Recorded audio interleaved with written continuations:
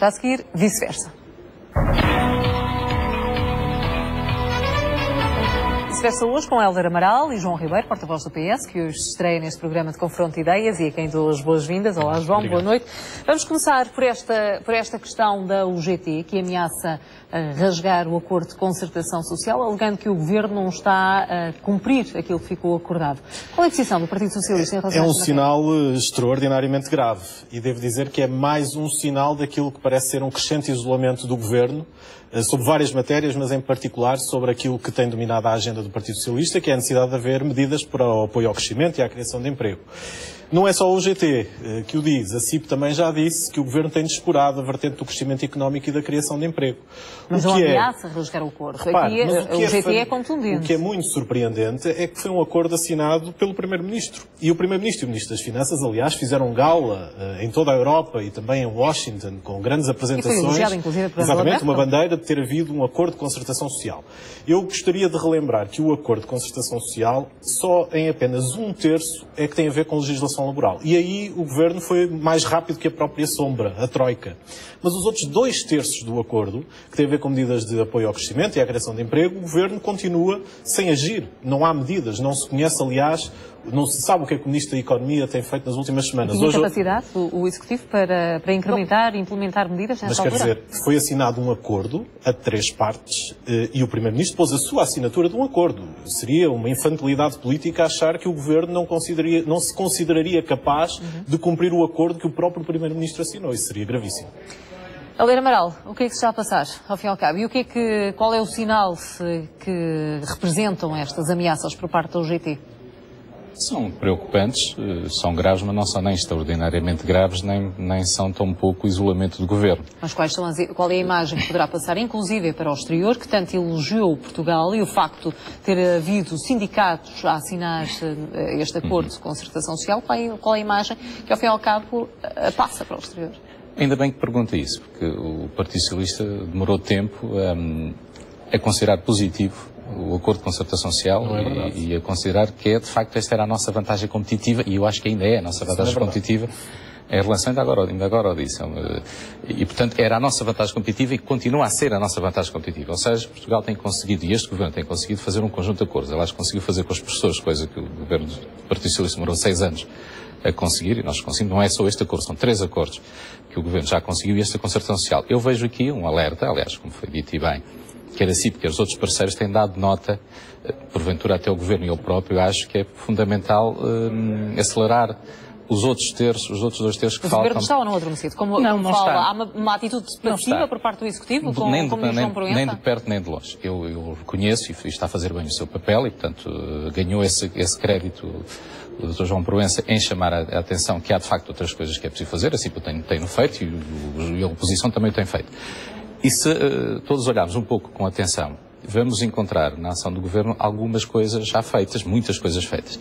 É evidente, dir-me assim, qual é a visibilidade ou a consequência ou os resultados dessas iniciativas do Governo? Demora muito mais tempo, são formas estruturais, por exemplo, a lei da concorrência, a lei das insolvências, que vem ajudar muitas das empresas que estão em situação de insolvência e que podem parar com isso, a linha PME Invest, que está praticamente esgotada, aquilo que é o impulso jovem para a criação de emprego jovem, aquilo que é um conjunto de apoio às exportações, e o resultado está à vista.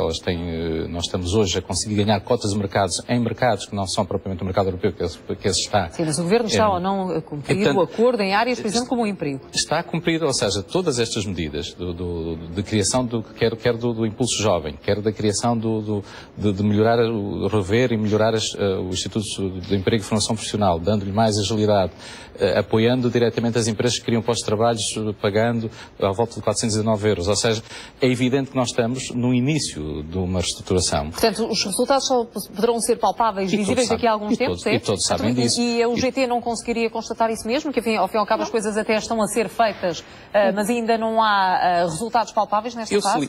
Eu se li. Então há aqui má fé por parte de João Proença ao trazer isto tudo à colação e fazer uma ameaça tão contundente como esta? Não há, e nem sequer é a primeira vez. vez. Eu lembro de ver a UGT, na voz de João Proença, dizer que o Governo, em matéria de emprego, andava devagarinho, quase parado. Portanto, era um primeiro sinal de que queria que o Governo fosse... E hoje voltou a repetir. E hoje voltou, não sabia disso, mas pelo visto voltou a repetir. Portanto, eu entendo isto como um sinal de que é preciso acelerar. Agora, é preciso perceber que nós mudamos um pouco a forma do Governo, ou seja... Mas também diz que o Governo está a negociar matérias ou negociou matérias com a Troika que não estavam num acordo.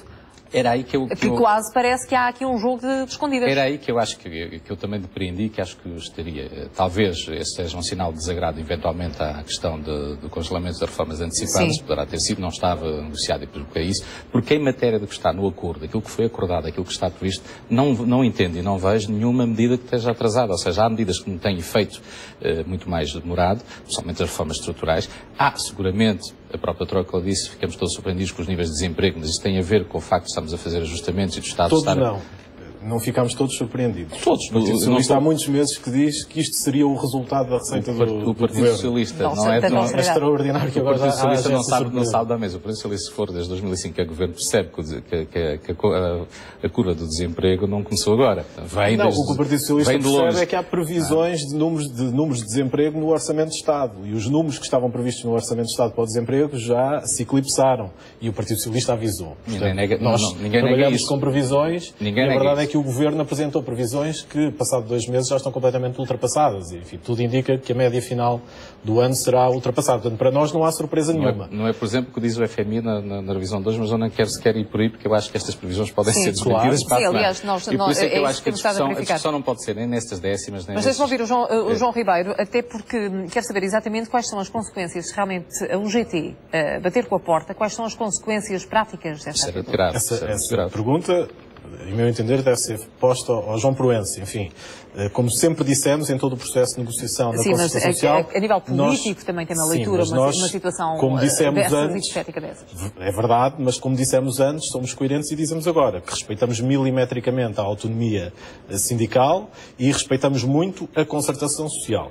E nós é que somos o partido da Concertação Social, porque nos últimos 6 anos assinámos 6 acordos de Concertação Social, um deles com a CGTP. E, portanto, relativamente a isso e à valorização da Concertação Social, o Partido Socialista tem uma posição muito pode ser clara. Só uma posição negocial, pode não passar de apenas e só de reafirmar uma posição da UGT negocial, claro. E o Partido Socialista... Mas teria anexo a fazer valer aqui uma posição negocial nesta fase? A questão da Concertação Social não pode ser usada para como uma mera... exatamente em relação à questão das reformas antecipadas? Eventualmente, mas isso são perguntas, enfim, as motivações da UGT têm que ser a UGT a responder. O que eu lhe posso dizer é que, para nós, a Concertação Social não é um mero ato de propaganda para se acenar no estrangeiro. É, aliás, uma das opções estratégicas daquilo que é a social-democracia moderna, em que a negociação se faz... Pois, mas isto não pode ser só por questões de imagem. Mas o acordo tem que ser levado a sério. Mas a imagem conta muito, não é? Com certeza conta muito, mas é muito importante haver um acordo entre empregadores, entre trabalhadores e entre o Governo para que haja um consenso social em torno daquilo que são as prioridades económicas e laborais em Portugal. Portanto, um acordo de concertação social é algo muito sério. E haver uma das partes desse acordo, que foi assinado pelo próprio Primeiro-Ministro, que fez questão de o assinar, a pôr em causa que o Governo não está a cumprir o acordo, é urgente que o Governo esclareça exatamente o que é que se passa. Eu ainda tive esperança que hoje, numa inauguração de um investimento de uma empresa, o Ministro da Economia pudesse aparecer a falar sobre isso, mas não foi o Ministro da Economia que apareceu, foi o Ministro dos Negócios Estrangeiros que apareceu no lugar do Ministro da Economia, portanto não tivemos a oportunidade de facto de fazer essa comunicação. O Governo poderá, na sua opinião, deve ou não esclarecer esta situação? Deve. O Ministro da Economia vai amanhã ao Parlamento, portanto será uma boa oportunidade para esclarecer isto. Mas eu acho que é uma posição negocial, não vejo, aliás, eu acho que tem a ver de facto com o problema das reformas, tem a ver com uma outra situação que eventualmente não podia ser, já foi explicado que não podia ser, ou não, no entendimento do Governo não podia ser explicado às parceiras sociais nem a ninguém, e tem a ver com alguns instrumentos legislativos até, como eu falo em alguns instrumentos legislativos que estão um pouco atrasados, e portanto isso tem explicação. No resto das medidas, eu confesso que é uma das áreas que por acaso acompanho e tenho acompanhado que o Governo, aliás, amanhã mesmo o Ministro fará essa avaliação, e o Governo tem feito imensa coisa. Agora, é evidente, eu reconheço. que é muito difícil esperar que a lei das insolvências tenha consequências, que o impulso jovem tenha consequências imediatas no emprego. Portanto, só mais a médio e longo prazo. E é isso que toda a gente pede. Aliás, qualquer discurso político, comentadores, precisamos de políticas económicas de crescimento de emprego. Hoje mesmo a União Europeia, na voz isso mesmo, da Comissão, também ficou patente no PS há muitos meses. E também disse nas jornadas parlamentares do Partido Socialista. O PS há muitos meses, desde o início do mandato do atual secretário-geral, que diz que este caminho é errado e que há, de facto, um caminho alternativo, que há medidas para o crescimento e para a criação de emprego que podem ser motivadas pelo Estado. O problema é que há um preconceito a tudo que seja a ação do Estado e, portanto, isso de alguma forma paralisa este governo que prefere a inação. Mas há margem de manobra. Com certeza que há margem de manobra na discussão do orçamento. Há sempre alternativa. Essa ideia de pensamento único é uma ideia absolutamente ultrapassada dos anos 80 e até me surpreende que ainda haja gente que a possa defender. Há sempre caminhos alternativos. Na discussão do Orçamento de Estado, o PS apresentou várias medidas que demonstravam que era possível medidas alternativas. Havia medidas alternativas para não se aumentar o IVA na restauração, havia medidas alternativas para não se aumentar o IVA tão cedo e tanto para a eletricidade e para o gás. Portanto, há sempre alternativa. Portanto, o que está aqui em causa são opções políticas deste governo, que acredita, que tem fé, que acha que as suas medidas vão dar resultado. A verdade é que os indicadores dizem todos que a fé nos resultados que o Primeiro-Ministro tem apresentado não estão a dar resultado, nem nos níveis de desemprego, nem nos níveis de crescimento económico. Essa é a realidade dos números, quer dizer, nem sequer é uma questão de opinião. Pois não. Há uma certeza. Nós temos uma certeza de 6 anos do governo do Partido Socialista em que essas medidas e essas soluções foram aplicadas ao país. Maior índice de investimento público feito da história de Portugal até hoje. Com grande apelo das forças de direita europeias. Qual foi a consequência? Não, repare, a consequência foi o Partido Socialista, antes mesmo do Sr. Primeiro-Ministro pedir a sua demissão, sabe que os portugueses já passaram 10 meses desse modelo. Já passaram 10 meses. O passado já não convence os portugueses. Não estou a falar do passado. Estou só a dizer, nós fizemos esse caminho, essas receitas, essas soluções, esse itinerário foi feito durante 6 anos pelo Partido Socialista. A consequência, reconheceu para o Partido Socialista, é que de facto não resultou. Tivemos que pedir ajuda externa.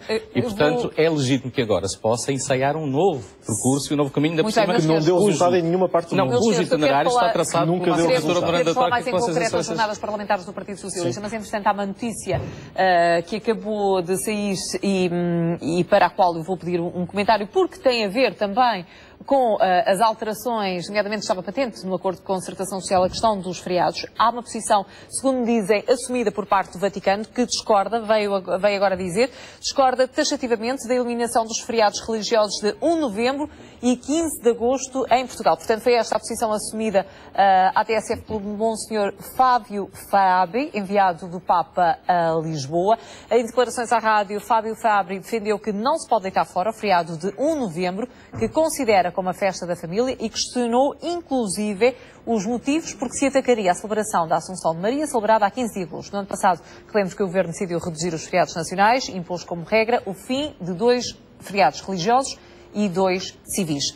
Meus senhores, é uma notícia, faz parte dos diretos, por isso mesmo peço-vos uma reação em relação a esta notícia, ao facto do Vaticano realmente discordar e assumir já publicamente que discorda do fim de 2 feriados religiosos em Portugal, nomeadamente 1 de novembro e 15 de agosto. Helder.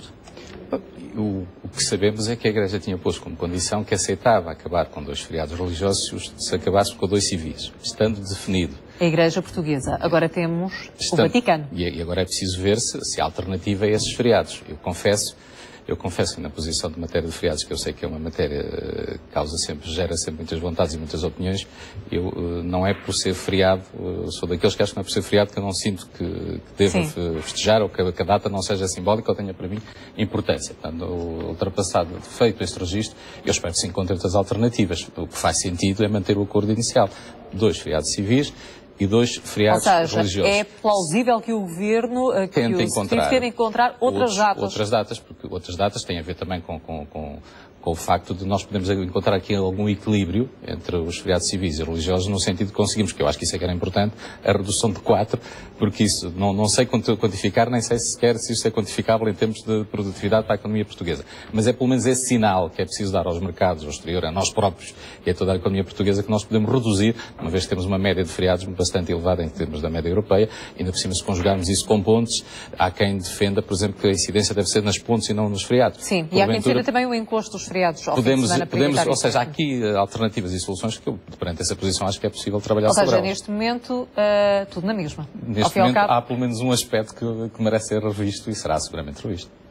João Ribeiro. O PS, desde a primeira hora, disse que isto era uma das matérias em que não concordava com o Governo e disse frontalmente contra o 5 de outubro. E há aqui uma diferença fundamental, enfim, para quem considera que às vezes não há diferenças entre a esquerda e a direita, é que a direita tende agora a ver os feriados como dias de trabalho, aumento de produtividade, grande opção pela competitividade. Para nós, os feriados são muito mais do que isso. São manifestações culturais, são sínteses de cultura e de consenso político nacional. E, portanto, nunca olhámos para esse corte de feriados como algo absolutamente fundamental, porque põe em causa valores que para nós são muito importantes. Eu não sei como é que o Governo negociou com a Igreja, se negociou, se avisou, renegociou a concordata. Mas esta posição assumida por parte do Vaticano. Eu não sei se o Governo... Mas parece que o Governo teria, enfim, disponibilidade para renegociar tratados, neste caso, da concordata, não é? Para outros tratados não tem tanta disponibilidade, tem a ver com a criação de emprego e o crescimento, mas para mais dias de trabalho e para ataque a dias que são símbolos de cultura e de manifestação religiosa, a renegociação do tratado já era fácil. E agora? Agora, enfim, é um problema para o Governo resolver. Nós mantemos a nossa posição e somos contra a extinção, o eliminar do 5 de outubro. Para nós é uma data fundamental que devemos preservar como memória histórica e como memória cultural e política dos portugueses. Pois, nós aqui temos o 1 de novembro e o 15 de agosto, que é a Igreja, o Vaticano quer preservar. Sim, nós sempre dissemos que, enfim, concordando com aquilo que a própria Igreja disse, é que faria sentido um equilíbrio naquilo que seriam os feriados a eliminar. E os religiosos. Vou continuar consigo para me falar exatamente das jornadas parlamentares do Partido Socialista. António José Seguro e os socialistas conseguiram, nestas jornadas, vincar exatamente a sua posição e fazer oposição ao Executivo de Pedro Passos Coelho? Eu penso que as jornadas foram um excelente momento para o Partido Socialista, mais uma vez, afirmar aquilo que tem dito repetidamente, fazer uma oposição séria, construtiva, apresentando sempre alternativas quando faz uma crítica, quando critica este Governo. E destas jornadas parlamentares saíram várias medidas de apoio ao crescimento e ao emprego, mas também uma agenda muito clara para resolver problemas muito concretos das pessoas, que têm a ver com a conta da luz e do gás. Sim. E desse ponto de vista, o Secretário-Geral hoje apresentou um conjunto de sete medidas. Mas eu queria destacar uma, porque diz muito do que é este Governo, no fundo. Um Governo com grande insensibilidade social. Repare, o Governo, quando foi para aumentar os custos com transporte para recorrer à saúde dos portugueses, demorou 3 meses a apresentar um orçamento com medidas dessas. Quando foi para cortar os subsídios de Natal e de férias aos pensionistas e aos funcionários públicos, também demorou 3 meses até ao orçamento e até fez uma conferência de imprensa do Primeiro-Ministro para anunciar isso aos portugueses. Quando foi também para pôr em causa a sustentabilidade de tantos pequenos empresários que com o IVA na restauração vão ver essa sustentabilidade ameaçada, também demorou 3 meses a apresentar tecnicamente a solução no Orçamento de Estado.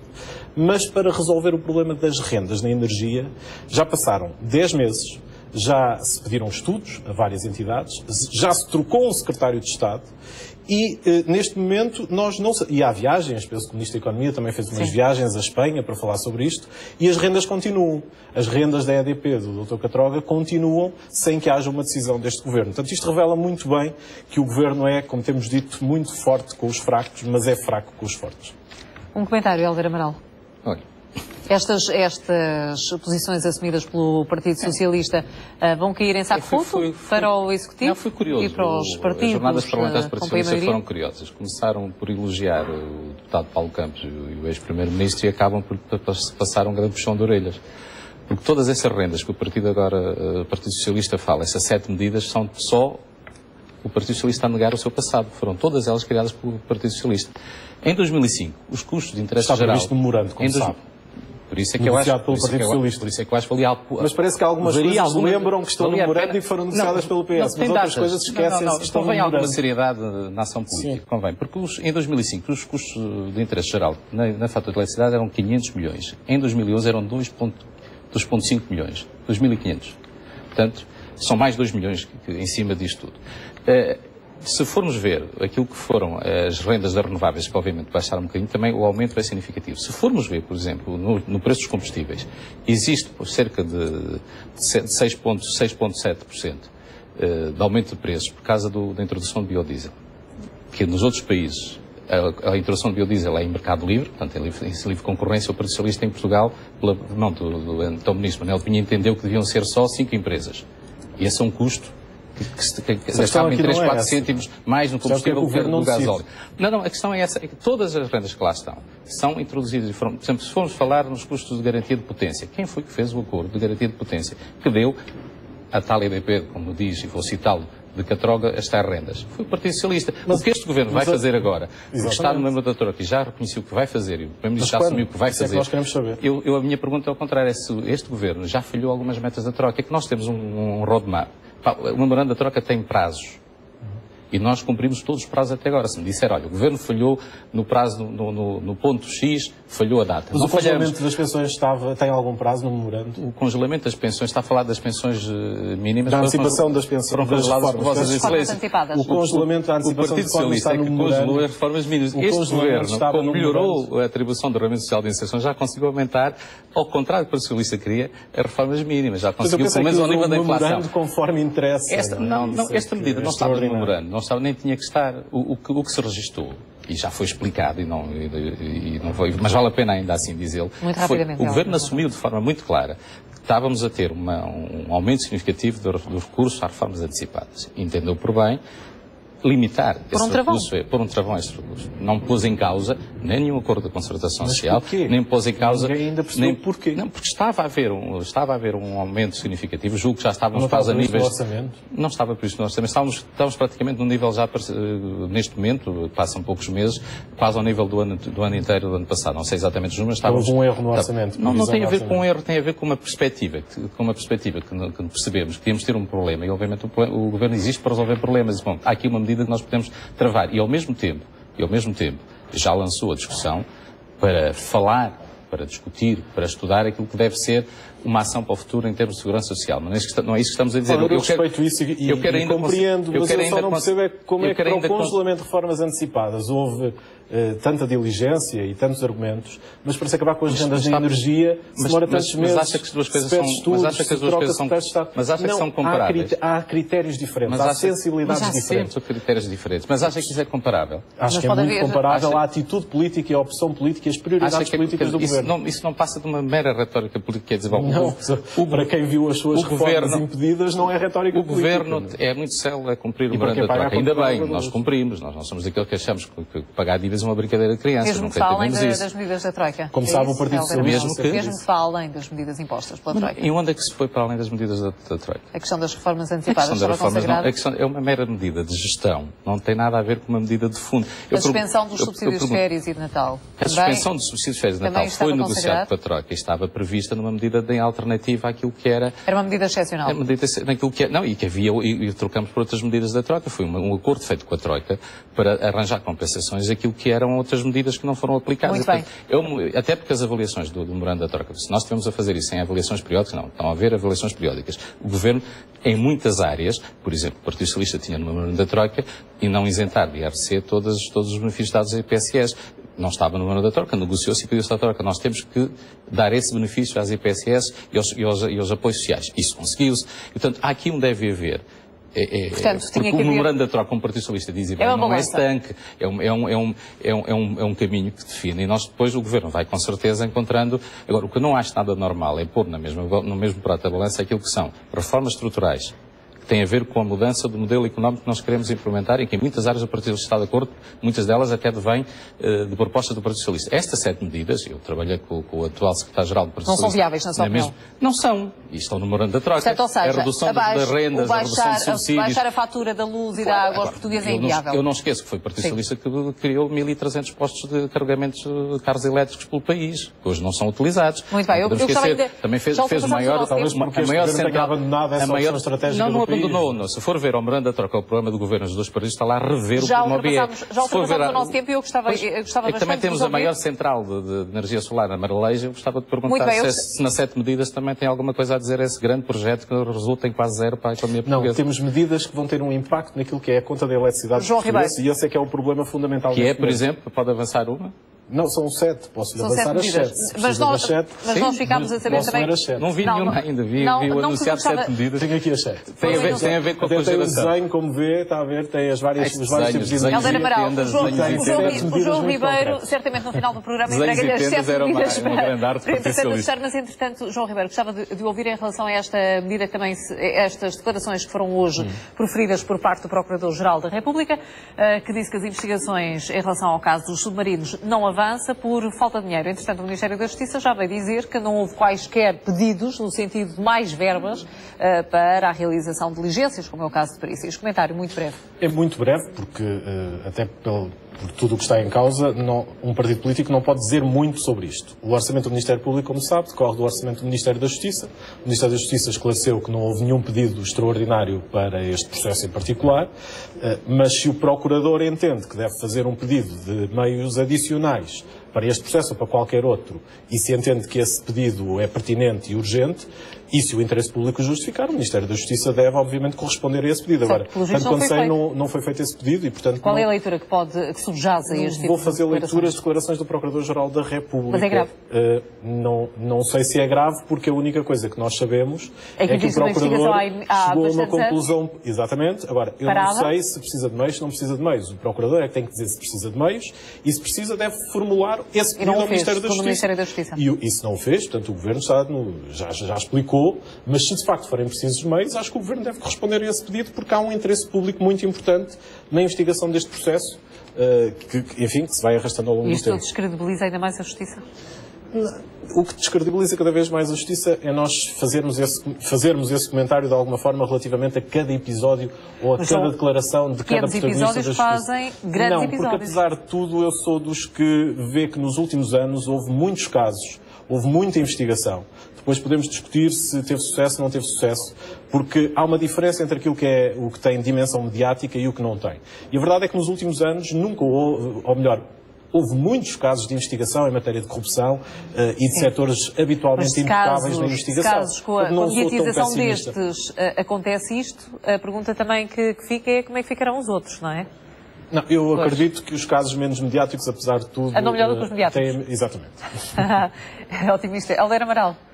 Bom, eu acho que estamos perante um alerta do seu Procurador para a falta de meios, e aliás não é novidade para ninguém, todos nós concordamos e todos nós fizemos, pelo menos o CD sempre fez propostas nesse sentido, que às vezes mais do que mais legislação é melhor mais meios. Eu acho que o seu Procurador aproveitou, já o tinha feito na abertura do ano judicial, não aproveitou para um caso mediático e de particular complexidade, chamar a atenção para a falta de meios que existem. E, portanto, é fundamental. É uma justificação para a opinião pública? Não, acho que foi uma chamada de atenção. Uma justificação do não caso. O caso em si é o não caso. Mas a chamada de atenção não seria preferível formalizar um pedido de verbas ao Ministério da Justiça para serem feitas as perícias, para haver dinheiro para isso? Seria, aliás, eu digo ou é uma justificação pública pelo facto de um processo estar há anos parado? Não, talvez seja chamar a atenção para um processo que é de facto complexo e por uma não questão, porque o Ministério da Justiça acabou por dizer que de facto não foram pedidos mais meios, não foram pedidos, quero acreditar que o próprio Procurador entendeu que, para já, para além da complexidade do caso, até agora os meios têm sido poucos, mas ainda assim suficientes. São declarações, estamos já ultrapassado do nosso tempo, mas são declarações que acontecem precisamente depois de ter sido um ex-ministro da Grécia, nomeadamente por questões de alegada corrupção relacionadas também com a compra de submarinos, também da empresa alemã Ferrostal. Helder Amaral, muito obrigada por ter estado no Vice-Versa. João Ribeiro, muito obrigada e parabéns pela sua estreia. Muito obrigada.